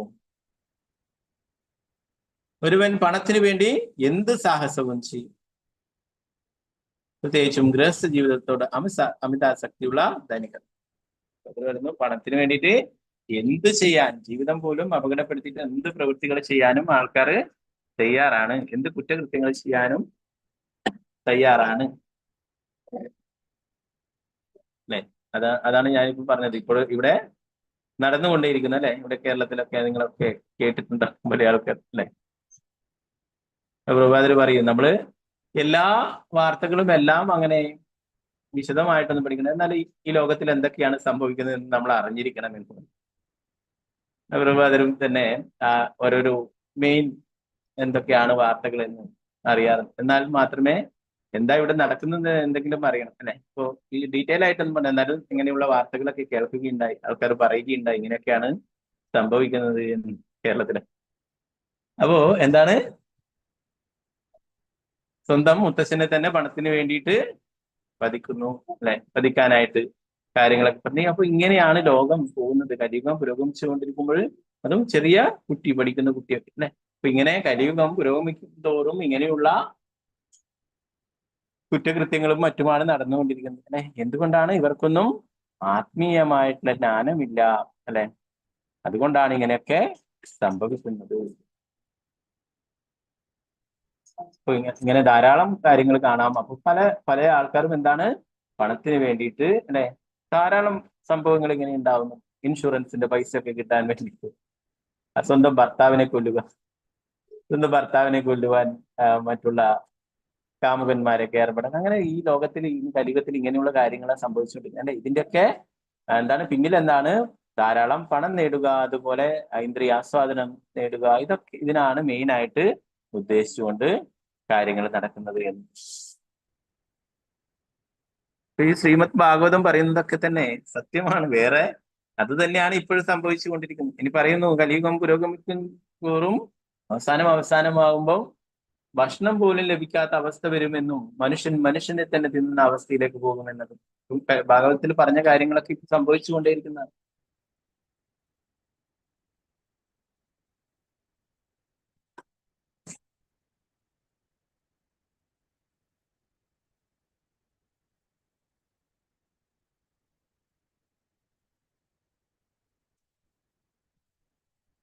ബ്രാഹ്മണരും ക്ഷത്രിയരും വൈശ്യരും ഗുരുകുലത്തിൽ വെച്ച് ബ്രഹ്മചര്യം, അഷ്ടാംഗയോഗം എന്നിവകളുടെ അഭ്യസനത്തിലൂടെ പരിത്യാഗ രീതിയിലുള്ള ജീവിതം, ഇന്ദ്രിയ നിയന്ത്രണവും പരിശീലിപ്പിച്ചിരുന്നു. അതിനുശേഷം അവർക്ക് ഗൃഹസ്ഥ ജീവിതത്തിൽ പ്രവേശിക്കുവാൻ അനുവാദം നൽകി. പരിണിത ഫലമായി ധാരാളം മഹാരാജാക്കന്മാരും ചക്രവർത്തിമാരും ഗൃഹസ്ഥ ജീവിതം ഉപേക്ഷിച്ച സംഭവങ്ങളുണ്ട്. അവർ അങ്ങേയറ്റം ഐശ്വര്യമുള്ളവരും തങ്ങളുടെ സാമ്രാജ്യങ്ങളുടെ യജമാനന്മാരുമായിരുന്നിട്ടും നേരത്തെ ബ്രഹ്മചാരികളായി പരിശീലിച്ചിരുന്നതിനാൽ അവർക്ക് അവരുടെ സകല സമ്പത്തുകളും ഉപേക്ഷിക്കുവാൻ കഴിയും. നേരത്തെ ധാരാളം കാര്യങ്ങൾ ഉദാഹരണങ്ങൾ പഠിക്കുകയുണ്ടായി അല്ലെ. ഭരത മഹാരാജാവ് ഈ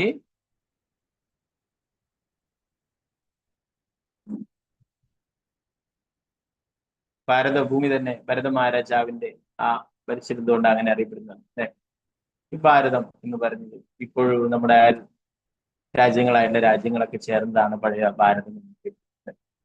അപ്പൊ ഇതിന്റെ ചക്രവർത്തിയായിരുന്നു ഭരത മഹാരാജൻ അല്ലെ. എന്നാൽ നിഷ്പ്രയാസം ഇതൊക്കെ ഉപേക്ഷിച്ചുകൊണ്ട് വാനപ്രസ്ഥത്തിലേക്ക് പോകുകയും ഋഷഭദേവൻ ഭഗവാന്റെ തന്നെ അവതാരമാണ് ഋഷഭദേവൻ അല്ലെ. മക്കൾക്ക് ഉത്തരവാദിത്തങ്ങളൊക്കെ ഏൽപ്പിച്ചിട്ട് വാനപ്രസ്ഥം സ്വീകരിക്കും. അങ്ങനെ ധാരാളം ഉദാഹരണങ്ങൾ നമുക്ക് കാണാൻ സാധിക്കും. ഇവരൊക്കെ എന്തുകൊണ്ടാണ് ഇങ്ങനെ സാധിച്ചത്? നേരത്തെ തന്നെ അവർക്ക് ആത്മീയ പരിശീലനം ലഭിച്ചിരുന്നു. അവരൊക്കെ നേരത്തെ ബ്രഹ്മചാരികളായിട്ട് പരിശീലനം ലഭിച്ചിരുന്നു. അതുകൊണ്ട് അവർക്ക് ആ ജീവിതത്തിലെ ഒരു കാലഘട്ടം, ഗൃഹസ്ഥ ജീവിതത്തിന്റെ ഒരു ലിമിറ്റ് കഴിഞ്ഞപ്പോഴെന്താണ് അവർക്ക് മക്കളൊക്കെ വളർന്ന് വലുതായപ്പോൾ അവർക്കൊക്കെ ഉത്തരവാദിത്വം ഏൽപ്പിച്ചു കൊടുത്തുകൊണ്ട് അവര് വാനപ്രസ്ഥം ആശ്രമം സ്വീകരിക്കേണ്ടായി. അപ്പോ കുട്ടിക്കാലത്ത് തന്നെ ഇങ്ങനെ പരിശീലനം ലഭിച്ചത് കൊണ്ടാണ് അവർക്കൊക്കെ ഇങ്ങനെ സാധിച്ചത് എന്നാണ് പറയുന്നത് അല്ലെ. ധൃതരാഷ്ട്ര പോലത്തെ ആൾക്കാർ എന്താണ് മരിക്കാറായിട്ടും അവിടെ മറ്റുള്ള ആളുടെ ഔദാര്യത്തിൽ അവിടെ കഴിയുകയുണ്ടായി അല്ലെ. എന്നാൽ അദ്ദേഹം രാജാവുമല്ല അല്ലെ. നേരത്തെ രാജാവായതുകൊണ്ട് ഇപ്പോഴും ഞാൻ രാജാവാണെന്നുള്ള ഭാവത്തിലായിരുന്നു അവിടെ യുധിഷ്ഠിര മഹാരാജാവിന്റെ ഔദാര്യം പറ്റി കഴിഞ്ഞു അല്ലെ. അവിടെയാണ് വിതുരർ പോയിട്ട് വഴക്ക് പറഞ്ഞിട്ട് പറഞ്ഞു അല്ലെ. എന്നാൽ മറ്റുള്ള ഇതിലൊക്കെ നമുക്ക് കാണാൻ പറ്റും ഇവരൊക്കെ വളരെ ഐശ്വര്യപൂർണരും അല്ലെ. എല്ലാ സമ്പത്തും എല്ലാ അധികാരങ്ങളും ഒക്കെ ഉണ്ടായിട്ടും അവരൊക്കെ നിഷ്പ്രയാസം ഉപേക്ഷിക്കുവാനായിട്ട് സാധിക്കുകയുണ്ടായിരുന്നു. ഇവിടെ പ്രഭാതരെ വീണ്ടും ഓർമ്മിപ്പിക്കുന്നു നേരത്തെ പറഞ്ഞിട്ടുള്ള പ്രഹ്ലാദന്റെ ഉപദേശങ്ങൾ. കൗമാരയാജ്ഞോ ധർമാൻ ഭാഗവതാനിക ദുർലഭം മാനുഷൻ ജന്മ തദപി അധ്രുവം അർത്ഥതം. വീണ്ടും വീണ്ടും നമ്മളെ ഓർമ്മിപ്പിച്ചുകൊണ്ടിരിക്കുന്നതാണ്. പര്യാപ്തമായ ബുദ്ധിയുള്ള ഒരുവൻ മനുഷ്യ ശരീരം ജീവിതത്തിന്റെ ആരംഭം മുതലേ മറ്റു വാക്കുകളിൽ ശൈശവത്തിന്റെ ഇളം പ്രായം മുതലേ മറ്റെല്ലാ ഇടപാടുകളും ഉപേക്ഷിച്ച് ഭക്തിദശവനം പരിശീലിക്കാൻ ഉപയോഗിക്കണം. ദുർലഭമായ മനുഷ്യ ശരീരം മറ്റു ശരീരങ്ങളെ പോലെ നശ്വരമാണെങ്കിലും അർത്ഥപൂർണമാണ്. ഇതാണ് മറ്റുള്ളത് എല്ലാ മൃഗങ്ങളുടെയും മറ്റുള്ളതൊക്കെ ശരീരം പോലെ തന്നെ മനുഷ്യ ശരീരം എങ്കിലും അതിനെ മറ്റുള്ള ശരീരങ്ങളെ ഉപേക്ഷിച്ചിട്ട് ശ്രേഷ്ഠമായിട്ടുള്ള ആ ബുദ്ധി നൽകിയിരിക്കുന്നു. ഭഗവാനെ മനസ്സിലാക്കാനായിട്ടുള്ള അല്ലെ ഉയർന്ന ബുദ്ധി നൽകിയിരിക്കുന്നു. അപ്പൊ അത് എന്തിനു വേണ്ടിയിട്ട് ഉപയോഗിക്കണം? ഭഗവാനെ കുറിച്ച് മനസ്സിലാക്കാനും ഭക്തിത സേവനങ്ങളിൽ ഏർപ്പെടാനുമായിട്ട് ഉപയോഗിക്കണമെന്ന്. കാരണം മനുഷ്യ ജീവിതത്തിൽ ഒരുവന് ഭക്തിത സേവനം നിർവഹിക്കുവാൻ കഴിയുന്നു. വളരെ ചെറിയ അളവിലുള്ള ഭക്തിത സേവനം പോലും ഒരുവനെ പരിപൂർണനാക്കുന്നു. മനുഷ്യ സമൂഹം ഈ ഉപദേശം പ്രയോജനപ്പെടുത്തണം എന്നാണ് പ്രഭാതർ പറഞ്ഞു. ഈ മനുഷ്യ ജന്മം ലഭിച്ചിട്ടും ഭക്തിത സേവനങ്ങളിൽ ഏർപ്പെടുകയും കൃഷ്ണാവധം സ്വീകരിക്കുന്ന ചെയ്യുന്നില്ലെങ്കിൽ എന്താണ് അവരും മൃഗങ്ങളും തമ്മിൽ യാതൊരു വ്യത്യാസവുമില്ലാവുന്നു. ഒരു പ്രഭാതർ പറഞ്ഞു ഇരുകാലി മൃഗങ്ങളുടെ അവബോധമാണ്. എന്നാൽ രണ്ട് കാലുകളിൽ പാൻറ്റും കോട്ടൊക്കെ ഇട്ടിട്ട് നടക്കുന്നു. എന്നാൽ അവബോധം മൃഗങ്ങളുടെ സമമാണ്.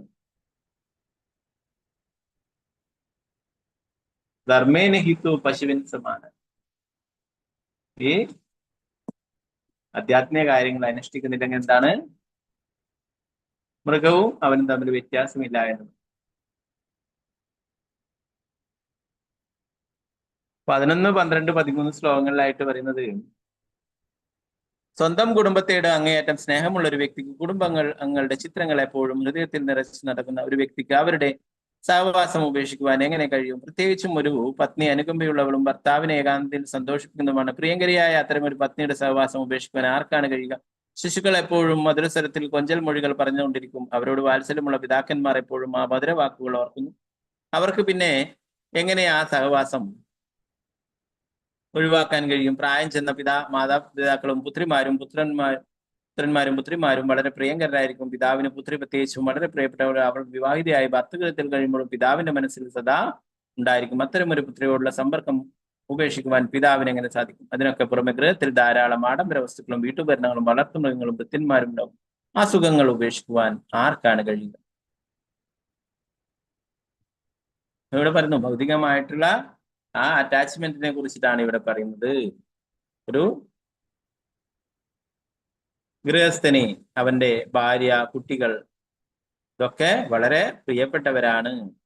അവരൊന്നും ഒരിക്കലും ഉപേക്ഷിക്കുവാനായിട്ട് സാധിക്കില്ല എന്നാണ് പറയുന്നത്. അതുപോലെ തന്നെ മാതാപിതാക്കളാണെങ്കിൽ അവരുടെ പുത്രന്മാരും പുത്രിമാരും ഒക്കെ പ്രിയപ്പെട്ടവരാണ്. അതേപോലെ തന്നെ വളർത്തു മൃഗങ്ങൾ, അല്ലെ, ഇതിനൊക്കെ ഉപേക്ഷിക്കുവാനായിട്ട് സാധിക്കില്ല എന്നാണ് പറയുന്നത്. അതൊരു ഉദാഹരണം പറയുന്നു. സ്വശരീരത്തിൽ നിന്നുണ്ടാകുന്ന നൂൽ കൊണ്ട് കൊക്കൂൺ നിർമ്മിച്ച് ഒരിക്കലും പുറത്തു വരാൻ കഴിയാത്ത വിധം അതിനുള്ളിൽ തടവിലാക്കപ്പെടുന്ന ഒരു പട്ടുനൂൽ പുഴുവിനെ പോലെയാണ് വാസ്തവത്തിൽ കുടുംബജീവിതത്തോട് ആസക്തരായ ഗൃഹസ്ഥർ. രണ്ട് പ്രധാനപ്പെട്ട ഇന്ദ്രിയങ്ങളുടെ സംതൃപ്തിക്ക് വേണ്ടി, ജനനേന്ദ്രിയവും നാക്കിന്റെയും സംതൃപ്തിക്ക് വേണ്ടി മാത്രം ഒരുവൻ ഭൗതികാവസ്ഥകളാൽ ബന്ധനസ്ഥനാകുന്നു. അവൻ എങ്ങനെ രക്ഷപ്പെടാൻ കഴിയും? മെയിനായിട്ട് രണ്ട് കാര്യങ്ങൾക്ക് വേണ്ടിയിട്ടാണ് ഇങ്ങനെ ആൾക്കാർ ഈ ലോകത്തിൽ ജീവിക്കുന്നത് തന്നെ എന്ന് പറയും. ഇന്നെന്താണ്? ഭക്ഷണം കഴിക്കുക, നാവിനെ തൃപ്തിപ്പെടുത്തുക, അതുപോലെ തന്നെ പിന്നീട് ജനനേന്ദ്രിയത്തിനെ തൃപ്തിപ്പെടുത്തുക. ഇതിന് മാത്രമായിട്ടാണ് ഇങ്ങനെ ജീവിതം നശിപ്പിച്ചു കളയുന്നത് എന്നാണ് ഇവിടെ പറയുന്നത് ശ്രീമദ് ഭാഗവതം. പ്രഹ്ലാദ് മഹാരാജാവ് തന്നെ പറയുന്നുണ്ട്, എൻ മൈഥുനാദി ഗൃഹമേതി സുഖം ഹി തുച്ഛം. ഈ ഇന്ദ്രിയാസ്വാദനത്തിലൂടെ ലഭിക്കുന്ന സുഖം എന്ന് പറയുന്നത് വെറും തുച്ഛമായിട്ടുള്ളതാണ്, ആത്മീയമായിട്ട് ലഭിക്കുന്ന ആ നേട്ടവുമായിട്ട് വെച്ച് നോക്കുമ്പോൾ എന്ന് പറയും.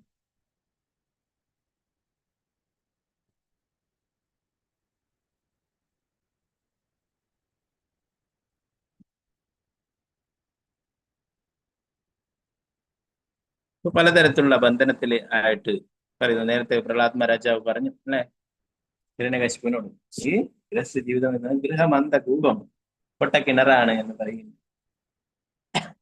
അതുകൊണ്ട് ആധ്യാത്മിക കാര്യങ്ങൾ പരിശീലിക്കുവാനായിട്ടാണ് പ്രഹ്ലാദ് മഹാരാജാവ് പറയുന്നുണ്ടായിരുന്നു അല്ലെ ഹിരണ്യകശിപു അത് ചെയ്തു.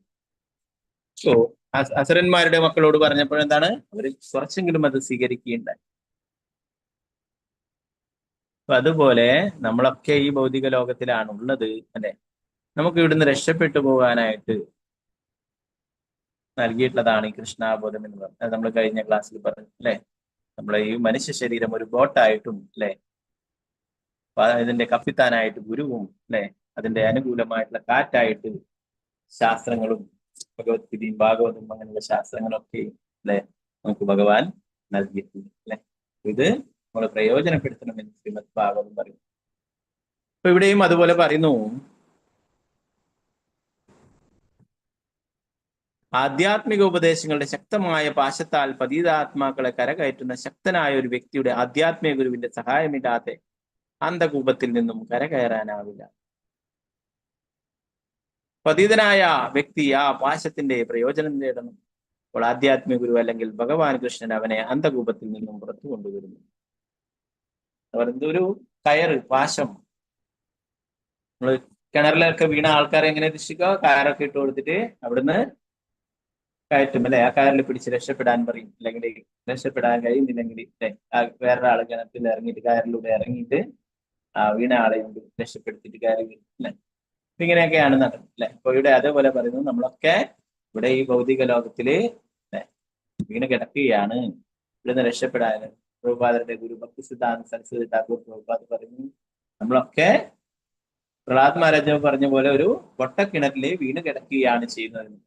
ഇവിടുന്ന് നമുക്ക് സ്വയം രക്ഷപ്പെട്ടു പോകാനായിട്ട് സാധിക്കില്ല അല്ലെ. ആരുടെയെങ്കിലും സഹായം വേണം. അപ്പൊ അതിനായിട്ട് ഭഗവാൻ അയച്ചിട്ടുള്ളതാണ് ആധ്യാത്മിക ഗുരുക്കന്മാരെന്ന് പറഞ്ഞു.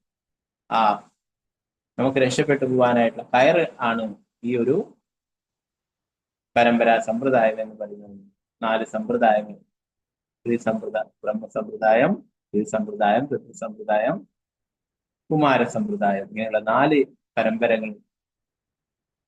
ആ പരമ്പരകളിൽ ഏതെങ്കിലും ഒന്ന്, ഇത് 4 കയറുകളാണ് എന്ന് പറയും. നമുക്ക് ഇവിടുന്ന് രക്ഷപ്പെട്ടു പോകാനായിട്ട് ഭഗവാൻ അയച്ച് നൽകിയിട്ടുള്ള തിരിച്ച് രക്ഷപ്പെട്ടു പോകാനായിട്ടുള്ള കാരണം ഇതിലേതെങ്കിലും ഒരു സമ്പ്രദായം സ്വീകരിക്കുകയും ഒരു ആധ്യാത്മിക ഗുരുവിനെ സ്വീകരിക്കുകയും തിരിച്ച് ഭക്തി സേവനങ്ങൾ ചെയ്ത് തിരിച്ചു പോവുകയും വേണമെന്ന് പ്രഭാതന്റെ ഗുരു പറയുന്നു. ഈ കൃഷ്ണാബോധം എന്ന് പറയുന്നത് എന്താണ്? ഇവിടുന്ന് രക്ഷപ്പെട്ടു പോകാനായിട്ടുള്ളതാണെന്ന് പറയുന്നത്.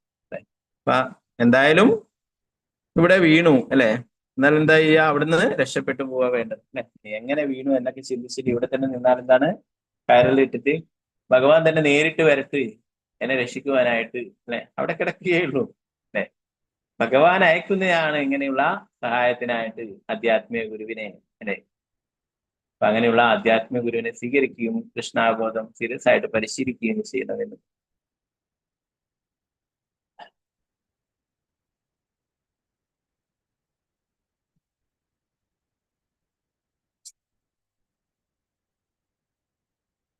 പതിനാലാമത്തെ ശ്ലോകം, ആസക്തനായ വ്യക്തി കുടുംബത്തെ സംരക്ഷിക്കുന്നതിന് വേണ്ടി മാത്രം തന്റെ വിലപ്പെട്ട ജീവിതം പാഴാക്കുകയാണെന്ന് മനസ്സിലാക്കുന്നില്ല. മനുഷ്യ ജീവിതത്തിന്റെ ലക്ഷ്യവും പരമസത്യത്തെ സാക്ഷാത്കരിക്കുവാൻ അനുയോജ്യമായ ജീവിതവും താൻ വൃഥ നശിപ്പിക്കുകയാണെന്ന കാര്യവും അയാൾ അറിയുന്നില്ല. എന്നാൽ തന്റെ തെറ്റായ നിർവഹണത്താൽ നിസ്സാര വസ്തുക്കൾ പോലും നഷ്ടപ്പെടുന്നില്ലെന്ന് ഉറപ്പാക്കാൻ വളരെ ബുദ്ധിപൂർവം ശ്രമിക്കുന്നു. അപ്രകാരം ഭൗതികാസ്ത്രത്തിൽ ആസക്തനായ ഒരു വ്യക്തിക്ക് എപ്പോഴും ത്രിവിധ ക്ലേശങ്ങൾ സഹിക്കേണ്ടി വന്നാലും ഭൗതികാസ്ത്രത്തോട് അരുചി വളർത്തിയെടുക്കുവാൻ അയാൾ ഒട്ടും തന്നെ ശ്രമിക്കുന്നില്ല എന്നത്.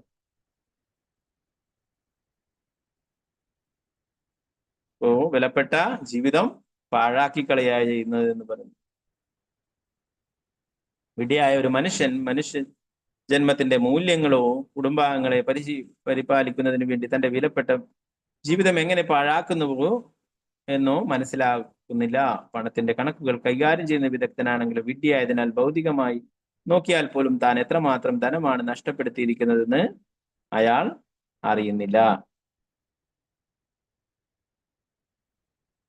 ഇപ്പോ എന്താ പറയാ, വളരെ കഷ്ടപ്പെട്ടിട്ടാണ് ഓരോരോ ആൾക്കാരും ഇങ്ങനെയുള്ള പണം സമ്പാദിക്കുവാനും അല്ലെ കുടുംബത്തിനെ നല്ല സന്തോഷമായിട്ട് കഴിയാനും ഒക്കെ ആയിട്ട് ഇങ്ങനെ സ്വന്തം ജീവിതം പാഴാക്കി കളയുന്നത് എന്നാണ് ഇവിടെ പറയുന്നത്.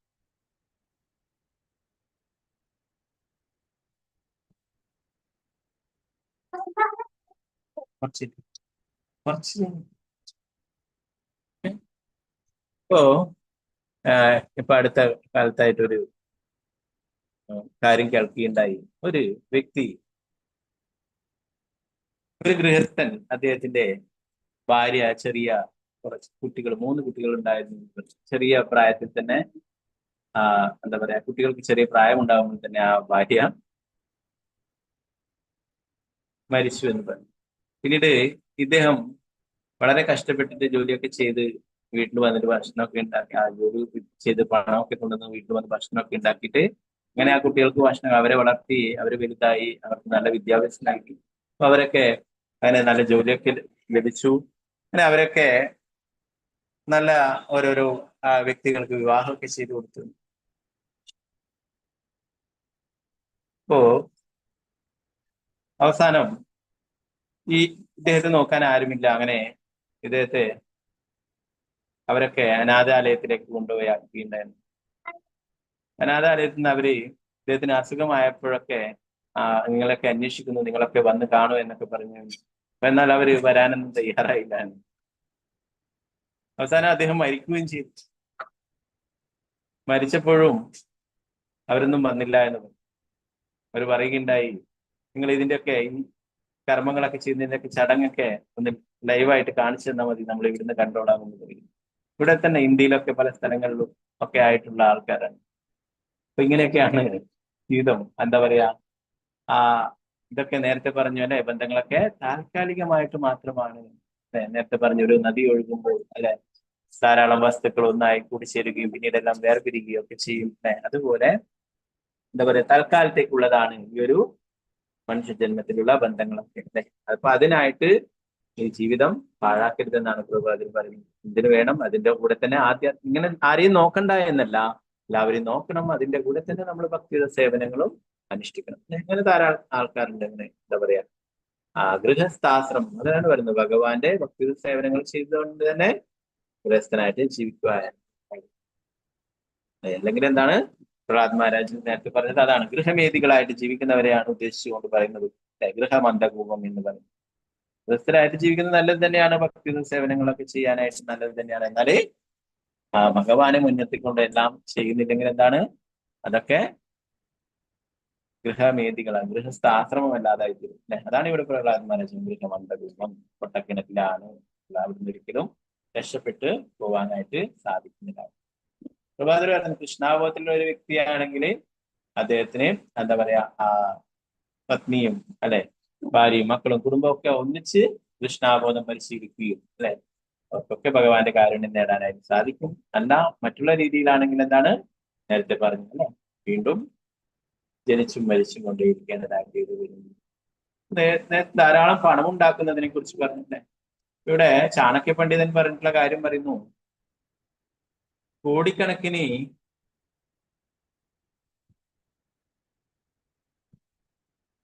ചാണക്യ പണ്ഡിതൻ പറയുന്നത് കോടിക്കണക്കിന് ഡോളർ നൽകിയാലും നമ്മുടെ കഴിഞ്ഞു പോയിട്ടുള്ള ഒരു നിമിഷം നമുക്ക് തിരിച്ച് ലഭിക്കില്ല എന്നാണ്.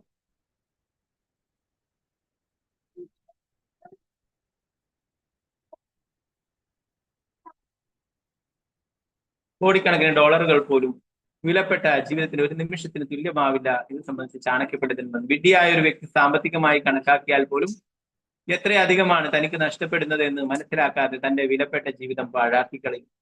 ഭൗതികവാദിയായ ഒരു വ്യക്തി കണക്കുകൾ കൂട്ടുന്നതിനും വ്യാപാരം ചെയ്യുന്നതിനൊക്കെ സമർത്ഥനാണെങ്കിലും മറ്റൊരു മൂലം താൻ തന്റെ വിലപ്പെട്ട ജീവിതം പാഴാക്കുകയാണെന്ന് അറിയുന്നില്ല അല്ലെ. നമ്മള് ഇപ്പൊ കുറച്ച് എന്താ പറയാ, പ്രഹ്ലാദ് മഹാരാജാവ് പറയുന്നു കൗമാരയാജം, നമുക്കൊക്കെ ഇപ്പൊ കുട്ടിക്കാലമാവണം എന്ന് വിചാരിച്ചാൽ നമുക്ക് ലഭിക്കില്ല അല്ലെ. കുട്ടിക്കാലം വേണ്ട, എന്തിനേറെ ഇപ്പം ഇന്നലെ ആ ദിവസം ഇന്നലെ നമുക്ക് ഭക്തി സേവനങ്ങൾ ഇന്നലത്തെ ദിവസം നമുക്ക് വേണമെന്ന് പറഞ്ഞാൽ ലഭിക്കില്ല അല്ലെ. അപ്പൊ എന്തിന് ഇപ്പം കഴിഞ്ഞു പോയിട്ടുള്ള കുറച്ച് സമയങ്ങൾ അത് നമുക്ക് ലഭിക്കില്ല. അപ്പം ഇവിടെ ചാണക്യ പണ്ഡിതൻ പറയുന്നത് നമ്മുടെ നഷ്ടപ്പെടുത്തുന്ന ഓരോ നിമിഷവും നമുക്ക് ഒരിക്കലും തിരിച്ചു ലഭിക്കാത്തതാണ്. അതുകൊണ്ട് വളരെ സീരിയസ് ആയിട്ട് കൃഷ്ണാബോധം പരിശീലിക്കുവാനായിട്ട് പ്രഭുപാദരോട് പറയുന്നത്. നമ്മൾ എത്ര സമയം പാഴാക്കിയോ അതൊക്കെ നഷ്ടം തന്നെയാണ്. ഇത് നമുക്കൊരിക്കലും തിരിച്ചു ലഭിക്കില്ല. എന്നാൽ നമ്മൾ എത്രമാത്രം ഭഗവാന്റെ ഭക്തി സേവനങ്ങളിൽ ഏർപ്പെട്ടു, ഭഗവാന്റെ നാമം ജപിക്കുകയോ മറ്റുള്ള ഭാഗവതം പഠിക്കുകയോ ഇതൊക്കെ തന്നെയും നമ്മുടെ ആത്മാവിന്റെ ഉന്നതിക്ക് വേണ്ടിയിട്ടാണ്. ഇതൊരിക്കലും നഷ്ടമാവുന്നില്ല. എന്നിട്ട് പഠിച്ചു അല്ലെ, സ്വല്പമഭ്യസ്യ ധർമ്മത്യാത്രായതയും മഹാഭയങ്ങളിൽ നിന്നും രക്ഷിക്കുന്നതാണ് ഇതൊക്കെ. മറ്റുള്ള കാര്യങ്ങളൊക്കെ ചെയ്തിട്ട് എന്താണ് കാര്യം അല്ലെ, ഇതൊക്കെ നമ്മളെ അപകടത്തിലേക്ക് തള്ളിവിടുന്നതാണ്.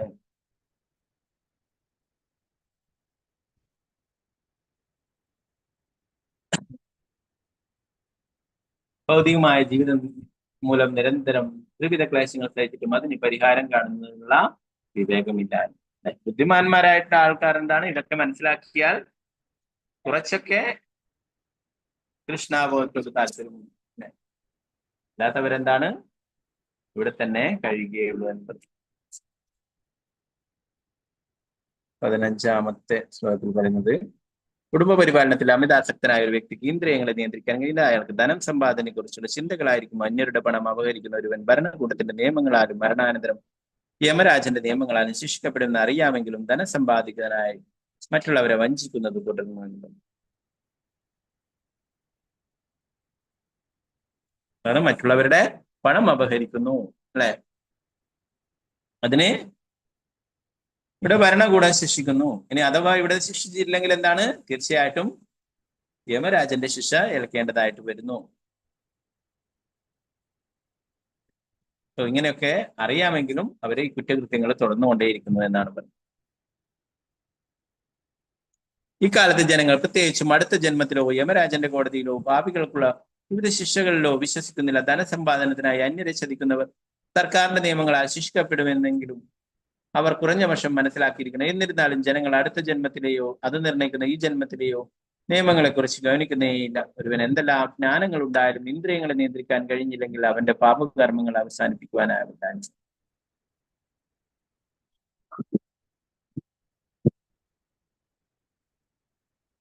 ഇപ്പൊ എങ്ങനെയായാലും പണം സമ്പാദിക്കുവാനായിട്ട് പലതരത്തിലുള്ള കുറ്റകൃത്യങ്ങളിൽ ഏർപ്പെടുന്നു എന്ന് പറയും അല്ലെ. അവർക്ക് ഇവിടെയുള്ള നിയമത്തിനെയോ യമരാജനെയോ ആരെയും തന്നെ പേടിയില്ല. അവരിങ്ങനെയുള്ള ശിക്ഷകളെ കുറിച്ച് ഭയപ്പെടുന്നില്ല എന്നാണ്. എന്തുകൊണ്ടാണ് ഇതൊക്കെ? ഇന്ദ്രിയങ്ങളെ നിയന്ത്രിക്കുവാനായിട്ട് സാധിക്കുന്നില്ല. ധാരാളം പണം നേടുകയാണെങ്കിൽ വളരെ സുഖമായിട്ടും സന്തോഷമായിട്ടും കഴിയാം. ഇത് മറ്റുള്ളവരെ കൊന്നിട്ടായാലും പ്രശ്നമില്ല എന്നുള്ള അവസ്ഥയിലേക്കാണ് ഇങ്ങനെയുള്ള ആൾക്കാർ ചെയ്യുന്നത്. ഓക്കെ, ബാക്കി ഭാഗങ്ങൾ നമുക്ക് നാളത്തെ ക്ലാസ് ഗ്രന്ഥരായ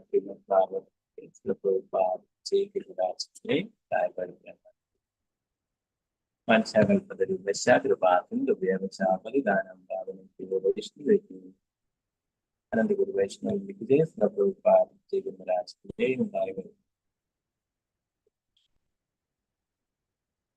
സംശയങ്ങളുണ്ടെങ്കിൽ കയ്യൊക്കാൻ നമുക്ക് ക്ലാസ്